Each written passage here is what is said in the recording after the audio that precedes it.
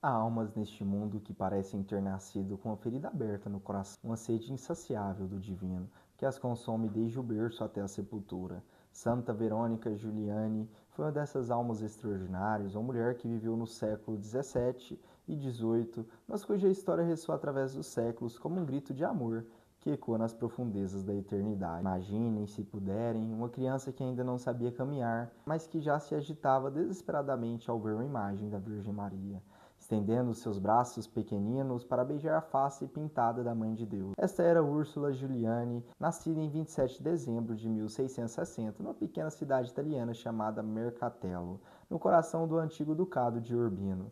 Desde os primeiros momentos de sua existência, algo de sobrenatural pairava sobre esta menina, como se o próprio céu tivesse marcado sua alma com um selo invisível. Aos 3 anos de idade, quando outras crianças brincavam com bonecas e brinquedos, Úrsula já demonstrava uma compaixão que desafiava sua tenridade. Separava porções de sua comida para os pobres, tirava suas próprias roupas para vestir crianças maltrapilhas que encontrava pelas ruas. Era como se ela enxergasse com a clarividência misteriosa o sofrimento alheio refletido em seu próprio coração. Mas o destino, esse arquiteto implacável das almas humanas, logo lhe reservaria sua primeira grande provação.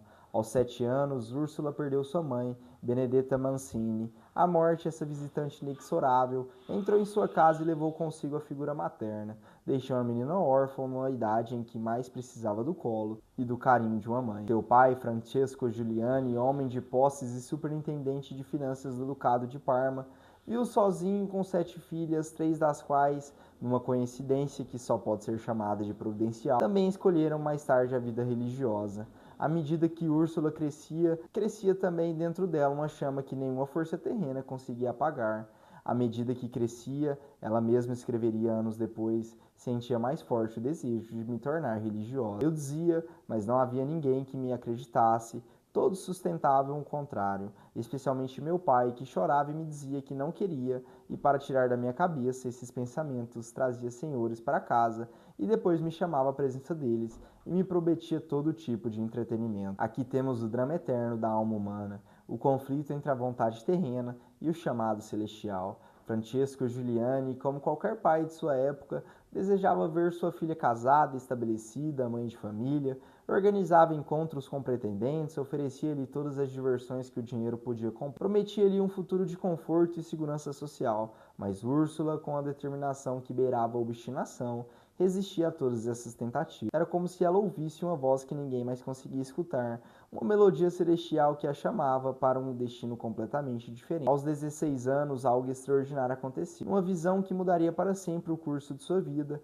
Úrsula viu seu próprio coração transformado num coração de aço. Esta visão não foi um consolo, mas uma correção divina. Ela percebeu que sua tendência a ser ditatorial com os outros, sua impaciência quando as pessoas não aderiam imediatamente às suas práticas religiosas, era um defeito que precisava ser corrigido. Deus, em sua infinita misericórdia, mostrou-lhe o espelho de sua própria alma, e ela não gostou do que viu. Esta experiência a transformou profundamente. A jovem que antes tentava impor sua vontade aos outros, aprendeu o valor da humildade e da submissão. Era como se Deus estivesse preparando-a, através dessa humilhação interior, para as provações ainda maiores que a aguardavam. Finalmente, aos 17 anos, depois de anos de súplicas e lágrimas, Francesco Giuliani cedeu. Talvez tenha percebido que lutar contra a vontade de Deus era uma batalha perdida, ou talvez tinha sido tocado pela persistência inabalável de sua filha.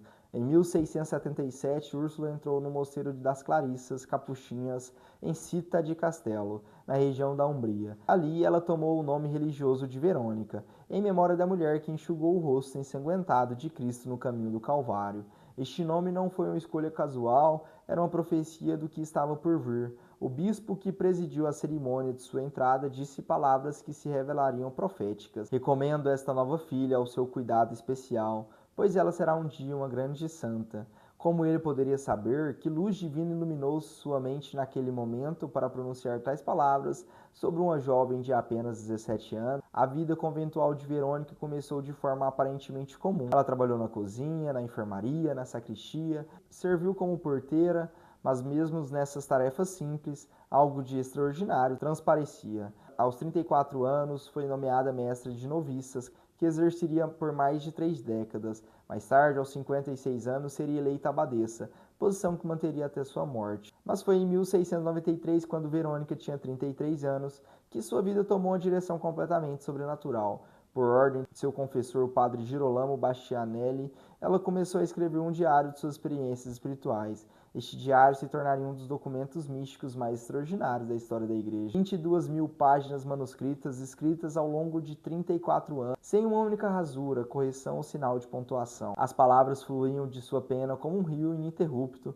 como se ela fosse apenas um instrumento através do qual o próprio Espírito Santo falava. Em 1694, algo inédito aconteceu. As marcas da coroa de espinhos apareceram em sua testa.